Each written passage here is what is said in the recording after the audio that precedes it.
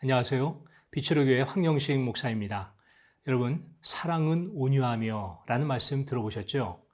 이 사랑은 온유하며 라는 말의 의미는 외형적인 부드러움과 친절을 의미한다기보다는 마음속에서부터 우러나오는 남을 향한 배려이고 상대방의 입장을 먼저 생각하는 마음이라고 여러분 생각하시면 됩니다.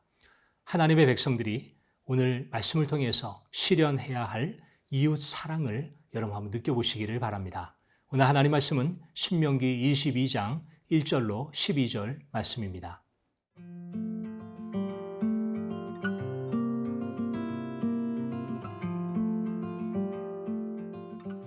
신명기 22장 1절에서 12절 말씀입니다. 내 형제의 소나 양이 길 잃은 것을 보거든 못 본 채 하지 말고 너는 반드시 그것들을 끌어다가 네 형제에게 돌릴 것이요 네 형제가 네게서 멀거나 또는 네가 그를 알지 못하거든 그 짐승을 네 집으로 끌고 가서 네 형제가 찾기까지 네게 두었다가 그에게 돌려줄지니 나귀라도 그리하고 의복이라도 그리하고 형제가 잃어버린 어떤 것이든지 내가 얻거든 다 그리하고 못 본 채 하지 말 것이며 내 형제의 나귀나 소가 길에 넘어진 것을 보거든 못 본 채 하지 말고 너는 반드시 형제를 도와 그것들을 일으킬지니라. 여자는 남자의 의복을 입지 말 것이요 남자는 여자의 의복을 입지 말 것이라. 이같이 하는 자는 내 하나님 여호와께 가증한 자이니라. 길을 가다가 나무에나 땅에 있는 새의 보금자리에 새 새끼나 알이 있고 어미새가 그의 새끼나 알을 품은 것을 보거든 그 어미새와 새끼를 아울러 취하지 말고 어미는 반드시 놓아줄 것이요 새끼는 취하여도 되나니 그리하면 내가 복을 누리고 장수하리라. 내가 새 집을 지을 때에 지붕에 난간을 만들어 사람이 떨어지지 않게 하라. 그 피가 내 집에 돌아갈까 하노라. 내 포도원에 두 종자를 섞어 뿌리지 말라. 그리하면 내가 뿌린 씨의 열매와 포도원의 소산을 다 빼앗길까 하노라. 너는 소와 나귀를 결의하여 갈지 말며 양털과 배실로 섞어 짠 것을 입지 말지니라. 너희는 너희가 입는 겉옷의 네 귀에 술을 만들지니라. 어떤 사람이 친구와 함께 택시를 탔는데요. 내릴 때 친구가 이 기사분에게 태워주셔서 고맙습니다. 운전을 아주 잘하시네요 하면서 아주 정중하게 인사를 했습니다. 인사를 받은 기사는 너무 정중하게 인사를 해서 처음에는 놀리는 말인가 할 정도로 너무나 정중하게 인사를 했습니다. 근데 나중에 알고 봤더니 칭찬인 줄 알고 기분이 좋아서 떠났습니다.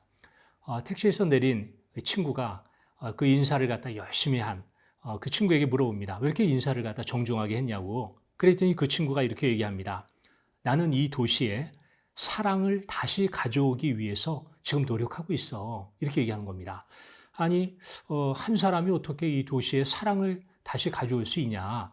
그게 말이 되냐? 라고 질문을 했습니다. 그러니까 이렇게 얘기합니다.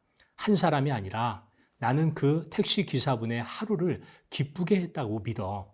그리고 그분이 20명의 만약에 승객을 갖다 태운다고 했다면 20명의 그 승객들에게 친절했다면 그 20명은 각자의 가정과 직장과 만나는 사람들에게서 친절하게 했을 것이고 또 그 친절을 받은 사람은 또 각자의 처소에서 그렇게 했을 것이라는 것이죠. 결국 한 사람의 사랑의 표현이 적어도 1000명 이상에게 퍼질 것을 확신한다는 것이죠. 제가 그 얘기를 갖다 이렇게 읽으면서요. 참 멋진 생각이다. 참 멋있다. 그런 생각이 들었습니다. 이 사람처럼 우리가 행동을 한다면 가정과 사회의 분위기가 금방 달라지게 될 것이고 우리가 만나는 사람들이 달라지게 될 것입니다. 사랑은 온유하고 라고 하는 말에서 이 온유하다라고 하는 것은요.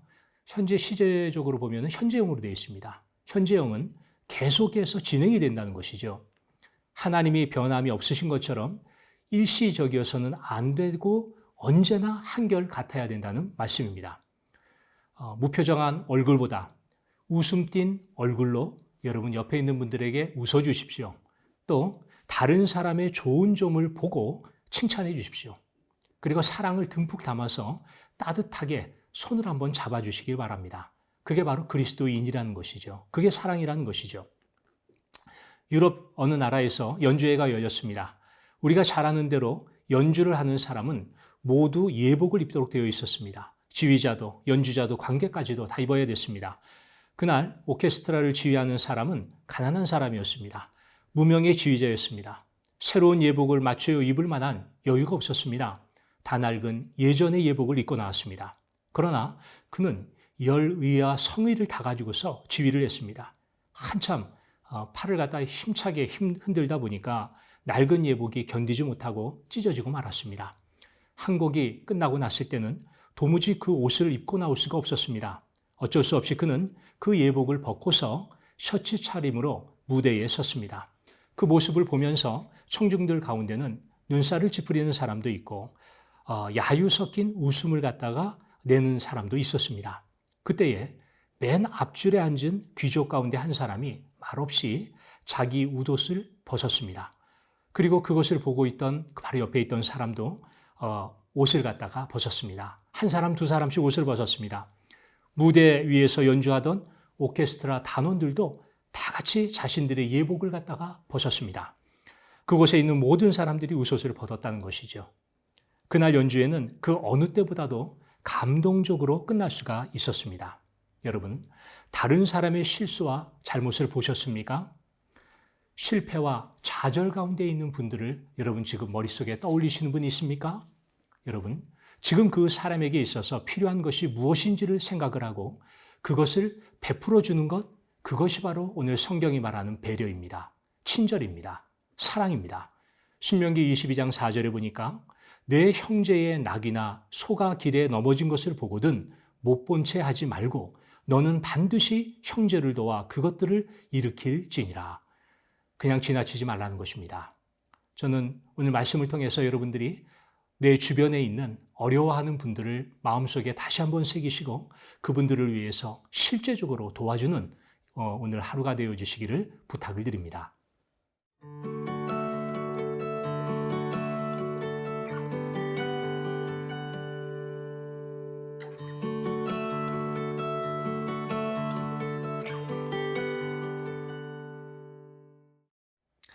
하나님께서는 집 한 채를 건축하더라도 제멋대로 짓지 않고 하나님의 계명을 존중하라고 말씀을 하십니다. 집을 지을 때는 지붕에 난간을 만들어서 사람이 떨어져 다치는 일이 없게 하고 만약 자기 집 지붕에 난간이 없어서 사람이 떨어져서 다치거나 목숨을 잃게 된다면 그 피 흘린 죄는 실수해서 떨어진 사람에게 있는 것이 아니라 난간을 만들지 않은 집주인에게 있다고 얘기를 합니다. 신명기 22장 8절에 보니까 내가 새 집을 지을 때에 지붕에 난간을 만들어 사람이 떨어지지 않게 하라. 그 피가 내 집에 돌아갈까 하노라.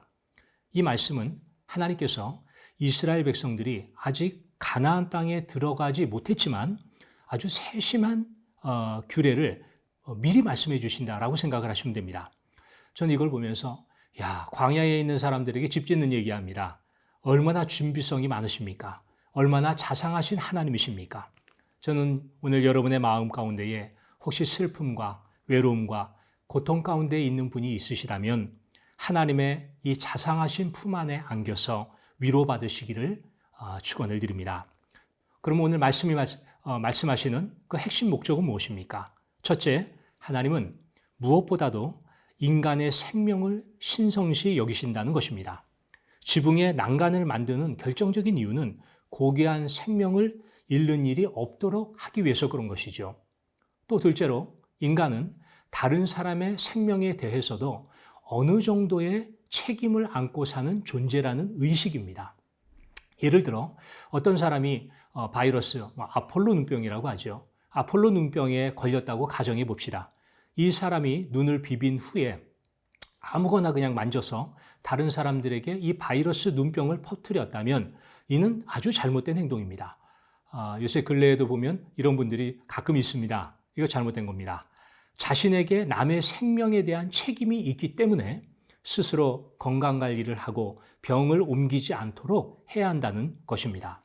여러분, 죄란 무엇입니까? 죄는요, 경계선을 넘다라고 하는 그런 의미가 있습니다. 삶을 우리가 살아갈 때에 삶의 모든 영역에 경계선이 있다는 것이죠. 오늘 본문 말씀으로 얘기하면 난간이 있다는 것입니다. 난간이 존재합니다. 가정에도 난간이 있습니다. 우리 인생에도, 직장에도, 우리의 삶 모두에 경계선이 있다는 것입니다. 그럼 이런 것이요. 예를 들면 주일에는 어떤 일이 있어도 예배를 드린다. 이게 이제 경계선인 거예요. 또 하루에 30분 이상은 내가 기도한다. 하루에 내가 성경 3장 이상은 무조건 읽는다. 이게 바로 하나의 데드라인인 것이죠. 경계선이라는 것이죠. 바로 이것이 가정을 살리고 가정을 화목하게 하는 난간이다. 이렇게 생각하면 됩니다. 가정에 영적인 난간이 없으면 자녀들의 신앙이 엉망이 되어지는 경우가 아주 많이 있습니다. 여러분, 난간을 넘어가는 죄를 범하지 않으시기를 부탁을 드립니다. 여러분의 영혼과 여러분의 가정생활, 사회생활, 신앙생활의 난간을 다시 한번 점검하시고 든든하게 세우시기를 부탁을 드립니다.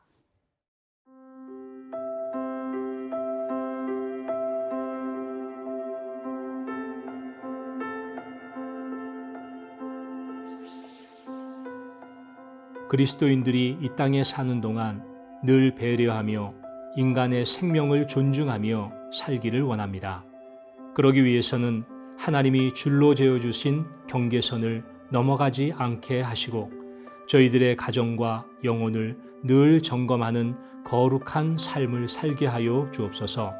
모든 말씀 예수님의 이름으로 기도하옵나이다. 아멘.